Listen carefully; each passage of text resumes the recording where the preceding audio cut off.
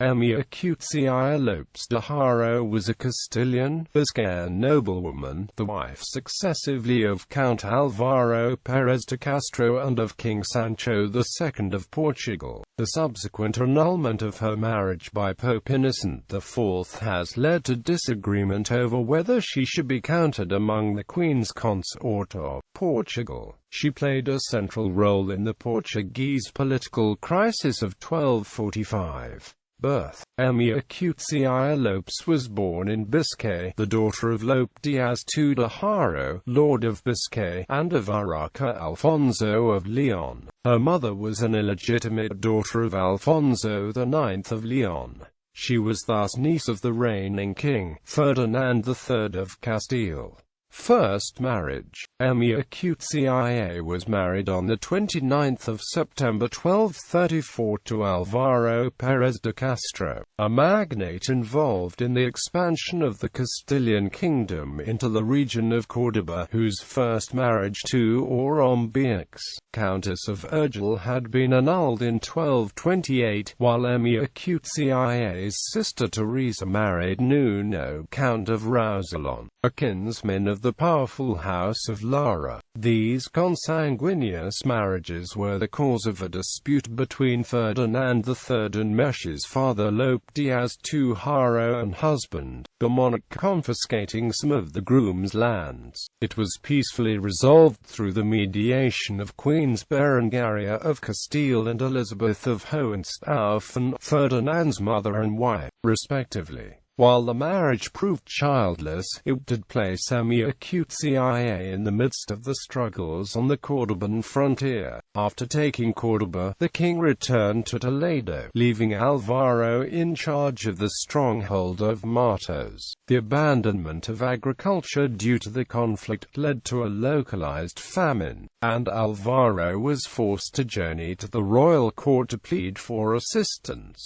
The king granted him the equivalent of viceregal powers, as well as monetary support. However, in his absence his nephew, Teo, and the troops left behind decided to launch a military incursion into the territory of the enemy. Mécia was left virtually unprotected in Matos. The Moorish ruler of Ayona took advantage of this opportunity to invade the recently captured lands. In response, Mécia sent word to the missing troops, and according to Spanish historian La Fuente, she then dressed in soldiers' arms and paraded around the battlements.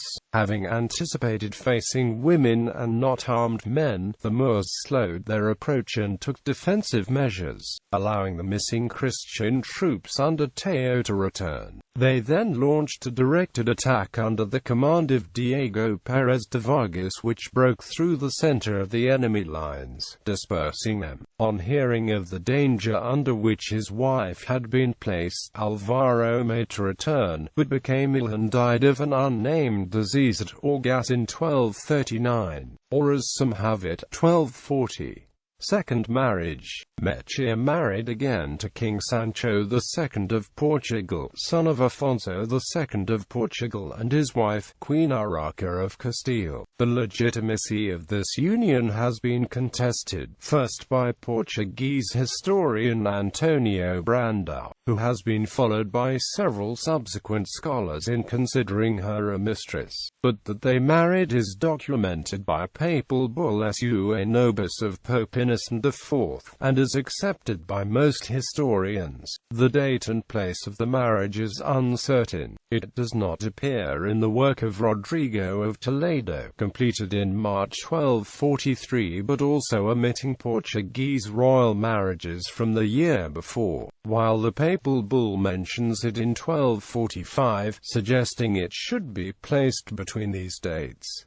Life at the Portuguese court. From the start, there were several reasons for the marriage to be portrayed in a bad light. She brought with her from her foreign land the spectre of domination by the powerful neighboring kingdom of Castile. Further, since she was a widow and the king was her mother's first cousin, she deviated from the ideal of a virgin bride and tainted the marriage with consanguinity. She was not a royal princess and had no direct connection connections in either Portugal or Castile, whose king abandoned her after the death of her husband. She exacerbated her political isolation by surrounding herself with Castilian-raised servants and maids, making it difficult for Portuguese courtiers to use Emia-Qtia as an avenue for approaching the king. She was thus quickly rejected by nobility and populace. The degree of the discontent can be seen in the oft-repeated claim that the king was bewitched by the arts of Emia-Qtia. Haro. The problems in Portugal predated the arrival of Emia-Qtia. With the years of Christian conquests in the wars with the Moors, the king had taken some liberties as the country enjoyed peace and the king basked in the glow and pride of military success.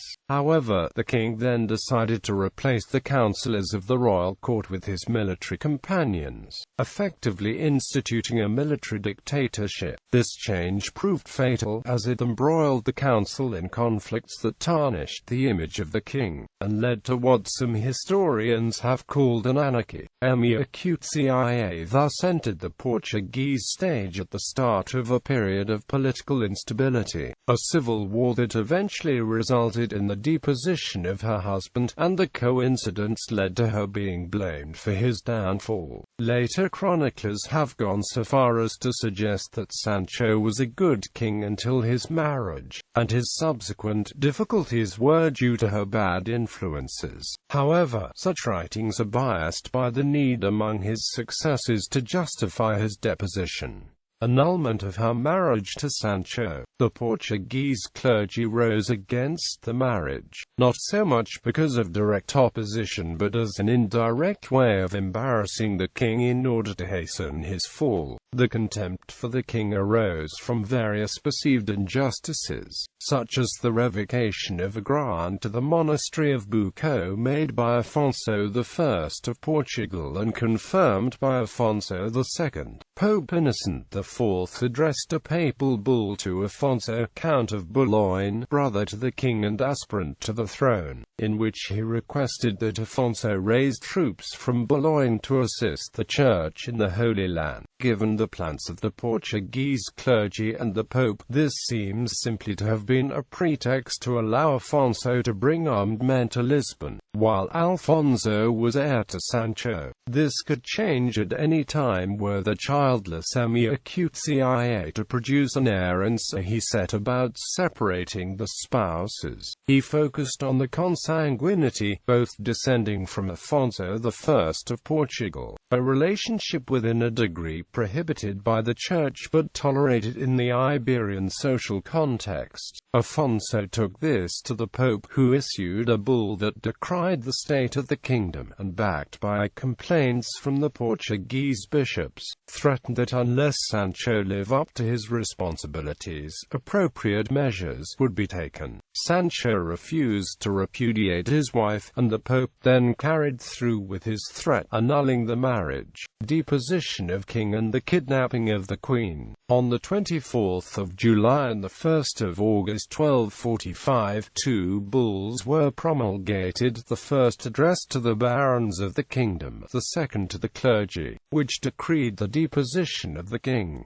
The king sought help from his brother Alfonso, the very man whose maneuvering had led to the deposition. Then occurred an event that directly involved Emia-Qtia. A nobleman named Raimundo Viegas de Portocarrero, accompanied by the men of the Count of Boulogne, entered the royal palace at Coimbra and snatched her from the royal bedchamber, taking her to the palace at Vila Nova de Arem. Sancho, embarrassed at the kidnapping and finding himself powerless to recover his wife, abdicated and fled to Toledo, dying in 1248.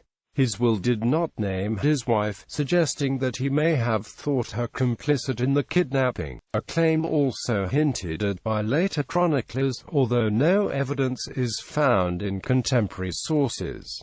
Life in Rm, exile and death. Following her kidnapping, Emia-Qtia took up residence in Rm. There is documentation of Emia-Qtia making several donations there, and she was protected by troops of the court, with which she retained good relations. The alcaide of the town, Inigo de Ortiz, has a Biscayan name, suggesting that she had appointed him. According to tradition, she held lands at Torres Novas, Santa Eulalia and Aurem, and a marginal note in a contemporary document indicates that they were held by Mécia.